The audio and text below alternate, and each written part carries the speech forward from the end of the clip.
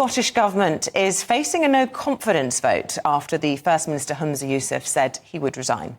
His resignation on Monday came just 13 months after he replaced Nicola Sturgeon there. So there's another leadership contest underway, and the crisis in the SNP gives the opportunity for the Labour Party to regain ground ahead of the national election, which we are talking about there. The Scottish Tories and Lib Dems have backed the motion, but without support from the Greens, it would be defeated. Right, so a big day north of the border. Let's get some more analysis on all of this from our political commentator this morning, who is Andy Williams. Good morning to you, Morning. Andy. What way do you think that this is going to play out? And I suppose the big question really is where this leaves the future of the Scottish National Party. Yeah, so I mean, firstly, on the vote itself, it does seem quite unlikely to pass. The Greens have said that they've withdrawn their support for the motion. I think they got what they wanted when Humza Yousaf resigned, so they've got their scalp. You've now got the SNP in complete disarray.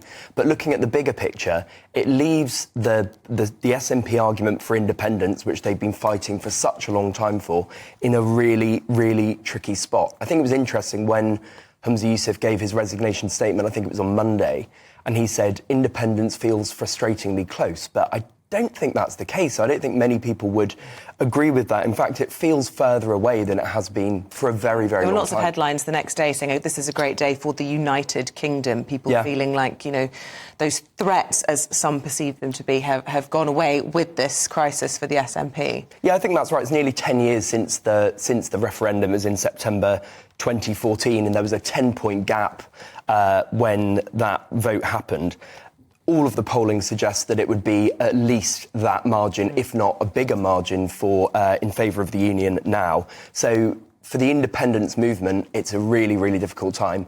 And actually, if you look ahead to the general election this year, the SNP's polling really badly because people are so unhappy, not just with the kind of chaos we've seen over the last 12 months. Lots of commentary saying that Labour stands to gain from all of this mess at a general election. But where do they stand after this no-confidence vote today? Will it change their prospects from today, or is it really once we go to the polls nationally?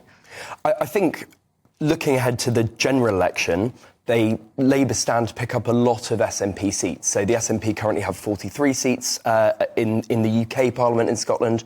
That's projected to go down to about 19, most of which Labour would pick up. So from a UK general election perspective, great. We're still 2 years away from a Scottish election, but Anas Samwar, the Labour leader, has to be in the box seat for that as well. They're not just losing votes over independence, of course, as well. People are looking at the SNP's record in lots of things, particularly health, and they haven't done well. No, it's a really poor record, actually, across the board on public services. Health, waiting times, the NHS Scotland, which is controlled by the SNP, by the Scottish Government, is in disarray. Education, not going well at all. Across the board, actually, it's a pretty damning record of failure, I'd say. And I think what it shows is that when single-issue parties come into power, it's not just about making the argument for independence every day. You have to run a functional government and a country that works, and they've sort of failed on that score.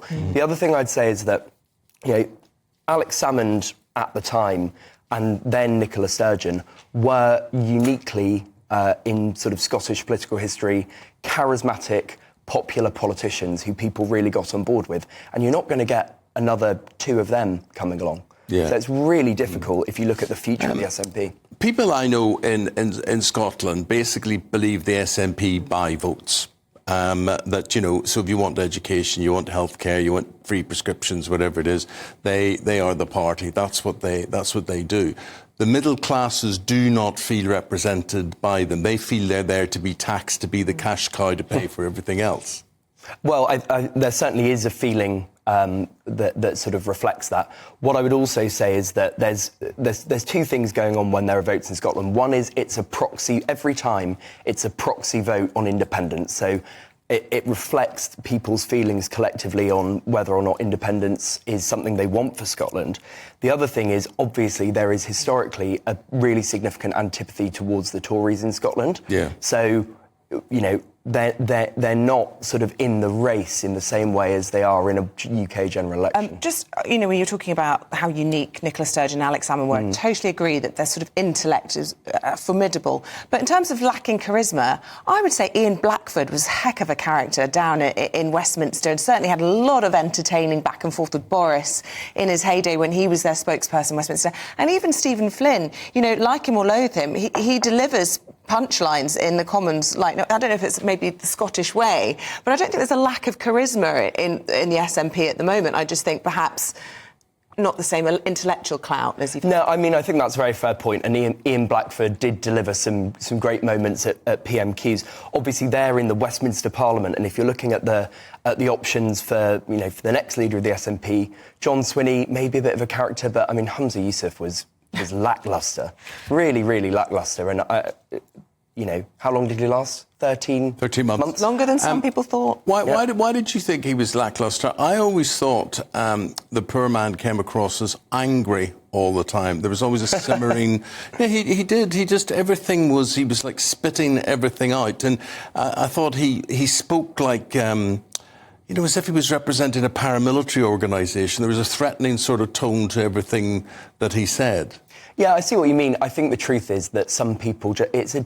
running a country is a difficult job. Yeah. And most people, frankly, are not up to it. And he just wasn't. He happened to be the person in the box seat at the time who took over from Nicola Sturgeon in difficult circumstances and actually made a really poor miscalculation which has ended his political career.